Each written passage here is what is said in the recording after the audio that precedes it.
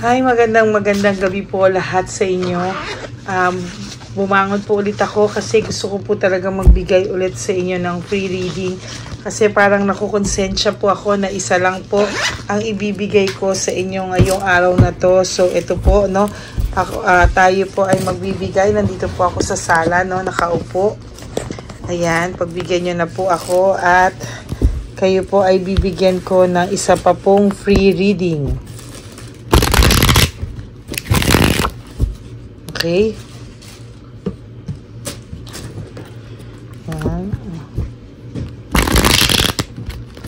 Tingnan po natin ano po ang makikita natin ngayon sa ating free reading. Maayos ko lang po ang camera. Yan. Pipili po tayo ng 10 pero bago po yan, no?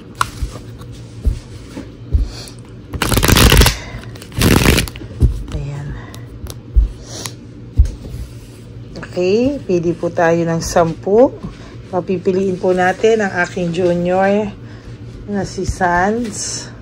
Sans, pili ka ng 10. Diyan po ka. 1. Para panlipat po sa kanya yung energy ko na 2. 3. Dito mo, hindi makita siya sa camera. 4. 5, 6, 7, 8, 9, and 10. Okay, ngayon po, babalasahin ko lang po ito.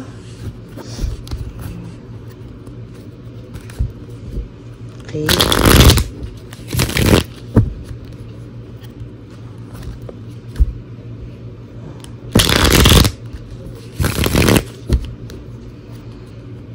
Yan. So, ngayon po ay pipili po ulit si Sans ng 10. Okay. Pili siya ng 10. 1, 2, 3. Teka. 3, 4, 5, 6, 7, 8, 9, 10. Okay, tinitrain ko po siya para sa susunod po, no, magkakaroon po siya ng sarili niyang channel, no, para kung ano po, iba po ang perspective ng millennial. So, tingnan po natin sa susunod.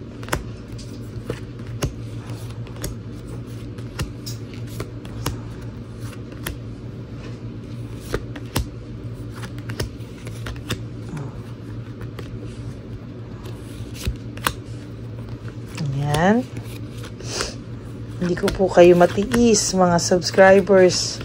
Ganyan ko po kayo kalab. So, ngayon, titingnan po natin ano po ang makikita natin ngayon, ano, for our second reading of the day. Head over heart, no? Sa ngayon po, talagang nakikita po natin, ano, na talagang inuuna niya po yung kanyang pag-iisip, no? Yung sa pag-iisip niya po, no?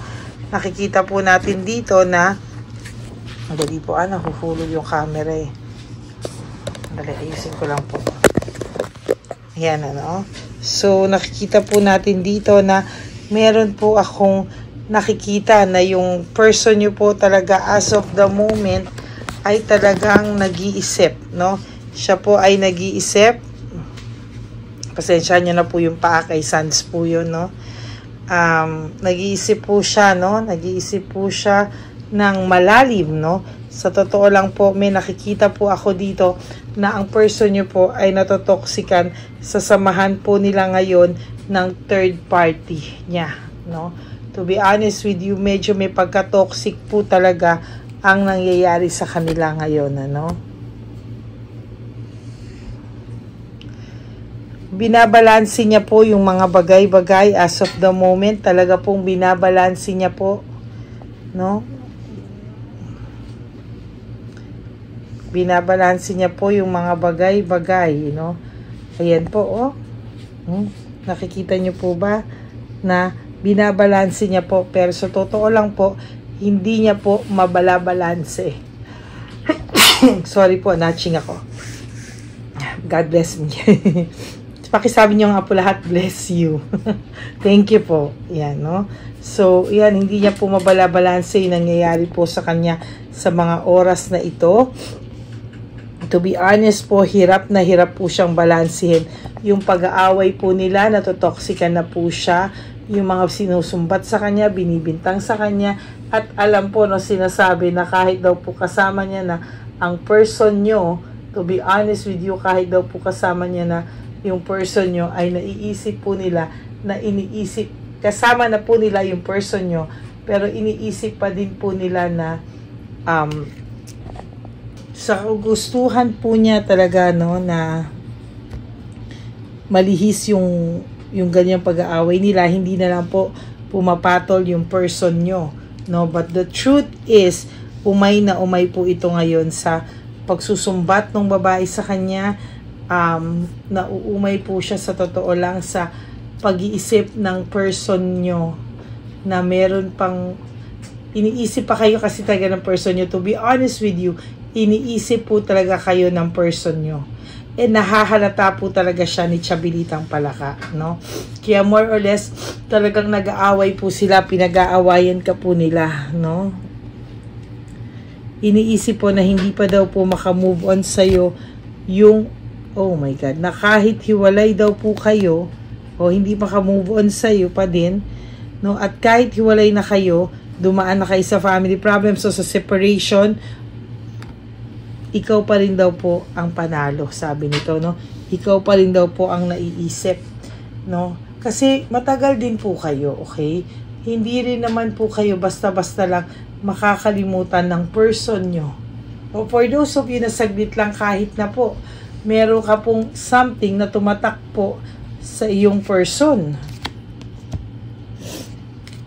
Iniwan ka po niya, yes, sumama po siya dito, but yung isip niya po and somehow part ng puso niya po ay naiwan sa'yo, no?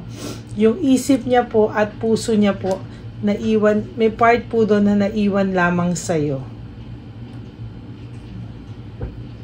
Yung energy niya po, nararamdaman ko na as of this very moment, naiwan po sa'yo. Somehow, naging masaya po sa'yo ang person mo, no? Naging masaya po sa'yo yung person mo. To be honest with you, naging okay naman po yung samahan nyo. Nagkaroon naman po kayo ng samahan na give and take. It's just that dumating lang po sa moment na nagloko talaga tong siraulong to. Sayang, no? Okay na po sana kayo eh. Ngayon, binabalik mo po yung control mo sa buhay mo na tagal-tagal pong nawala, no? To be honest, matagal pong nawala sa'yo yung buhay mo, no? Na dapat sana po ay, kung titingnan natin, ano, dapat siya may control sa'yo. Hanggang ngayon, kinokontrol ka niya. Pero ngayon po, nawala na siya, nabalik po ang control sa'yo. Pwede ka na po, nakakaalis ka na po with your friends. Kahit ano pong gusto mo, pwede na po. Although, minsan, dumadating pa rin po talaga sa yung moment na nalulungkot ka po. Sabi ko po sa inyo, si Chabilitang Palaka is very, very insecure with you. Oh, insecure na insecure po siya to the point na natotoxican na po yung person mo sa kanya, kakabanggit ng pangalan mo. Samantalang ikaw, kahit papano nakaka-adjust ka po, no? Nakaka-adjust ka po, pero wag ka pong mag-alala, no? Kung feeling mo hindi ka pa po nakaka-move on, there will come a time na makaka-move on ka po. Ang masaklap po doon, pag ayaw mo na, baka tsaka ito babalik tong person na to, no? Alam niyo po, natutuwa ako because some of my subscribers, some of you, no, na napa-private reading ko, una ko po silang nakakausap very, very depressed, no? Sobrang, parang halos mababaliw po yung iba sa inyo, pero now, I'm so happy na kausap ko po sila. Finally, they are moved on, and masaya na po sila at pinagtatawanan na lang po nila yung nangyari, no? Somehow, gusto ko pong mangyari yon sa lahat sa inyo. Dahil fulfillment po sa akin, to be honest with you, yung nakikita ko po na nagiging masaya po kayo from a very toxic you to a person na naka-move on na, no? Yung very, very down and depressed, tapos yung medyo okay na, hindi na naaalala, masayang-masaya po ako doon, sa totoo lang po. Change of cycle, no? Yan na po yung sinasabi ko na nag-iiba na po yung ikot ng mundo mo. Kahit papano somehow, hindi ka ba nagugulat ilang weeks na, ilang buwan na, o some of you taon na nakatayo ka pa rin sa sarili mong paa, na okay ka pala kahit na wala siya sa buhay mo, no? Na nakakaya mo na pala nang wala siya oh.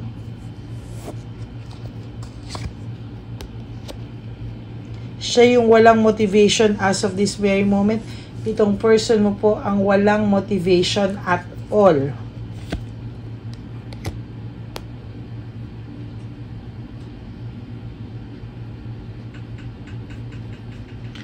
High level of scrutiny, meaning sobra-sobra po yung pain yung naginawa niya sa'yo. Sobra-sobra po yung sakit na dinanas mo sa person na ito. To the point na halos ikaw din po ay para kang talagang mababaliw. Hindi mo alam kung anong gagawin mo. But I'm so happy na okay ka na po, no? Somehow, you are going to be okay. Unti-unti po, pero hindi ka na po tulad ng dati na parang mababaliw. You have your responsibility. Marami ka pong kailangang unahin. Trabaho, pamilya, no? At aliwin mo muna po yung sarili mo pagdating sa mga bagay na ito. Sinira niya po yung samahan na meron kayo, oh.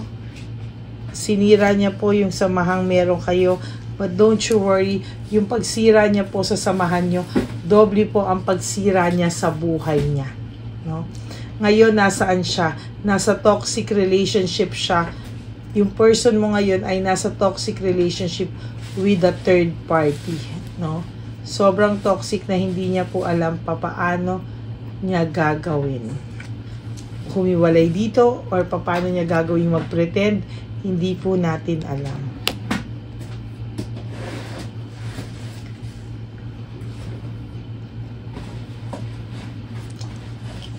Legal complications, meron po itong napasok na talagang iniingat-ingatan niya po, no? Kaya somehow hindi rin siya makaalis dito kasi somehow iniingat-ingatan niya po na magkagulo, no? Meron po siyang iniingatang gulo sa mga oras na ito na ayaw niyang sumabog, no? Hindi mo po alam ang katotohanan na yan, kung ano yung mga kalokohang napasok niya, but ang totoo po ay buti na lang po wala ka na sa person na ito. Hawak mo na po, maintaining control, maintaining control. Hawak mo na daw po ang alas.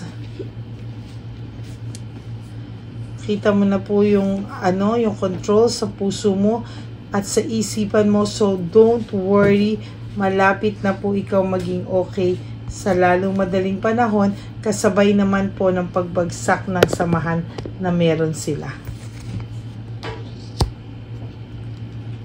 Distracted po ang person mo, lack of rewards, panay malas po ang nangyayari sa kanya ngayon. Alam nyo, isa lang naman po ang dito no? I-accept niya yung mali niya and i-correct niya para matigil lahat. But no no? He has excess pride and punishment, no? Sa totoo lang po, panay yan po ang nangyayari sa kanya. Panay pride, no? Ego.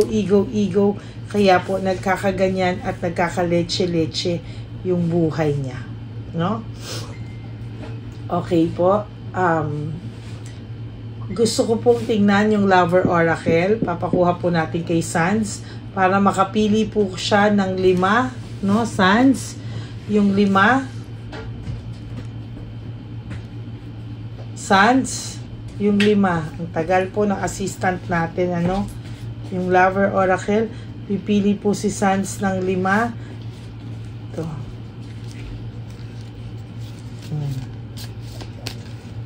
Okay, pili ka po dito. Okay. Pili ka ng 5. 1, 1, 2, 3, 4, and 5. Okay.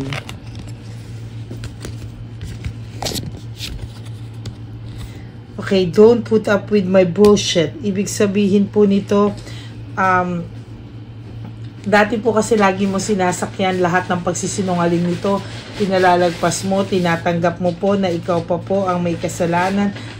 Minsan, pero ngayon po, don't you worry.